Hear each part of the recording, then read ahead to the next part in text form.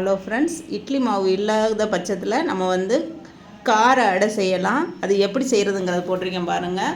அரைப்படி அரிசி ஊற வச்சுக்கிட்டேன். அதுக்கு தேவையான பருப்பு 300 கிராம் துவரம் பருப்பு, 300 கிராம் கடலைப்பருப்பு, கொஞ்சோண்டு உளுந்து சேர்த்துக்கிட்டேன். உங்களுக்கு எவ்வளோ தேவைப்படுதோ பருப்பு அது மாதிரி நீங்கள் சேர்த்துக்கலாம். இப்போ எல்லாத்தையும் ஒரு 3 மணி நேரம் ஊற வச்சு அந்த அரிசியோட தேவையான அளவு காரத்துக்கு தகுந்த வரமிளகாய், சோம்பு, பூண்டு எல்லாம் உப்பு எல்லாம் சேர்த்து நைஸாக இது மாதிரி கரகரப்பாக அரைச்சி எடுத்துக்கோங்க. ரொம்பவும் கரகரப்பாக இல்லாமல் சுமாராக அரைச்சி எடுத்துக்கோங்க.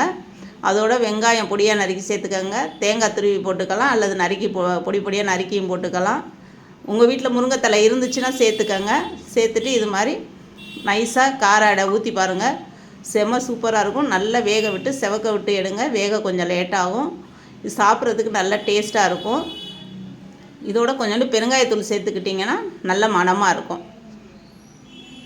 பாருங்கள், நல்லா செவந்து எடுத்துருக்கேன். மாவு இல்லாத நேரத்தில் இது மாதிரி நம்ம வீட்டில் பிள்ளைங்களுக்கு செஞ்சு கொடுக்கலாம்.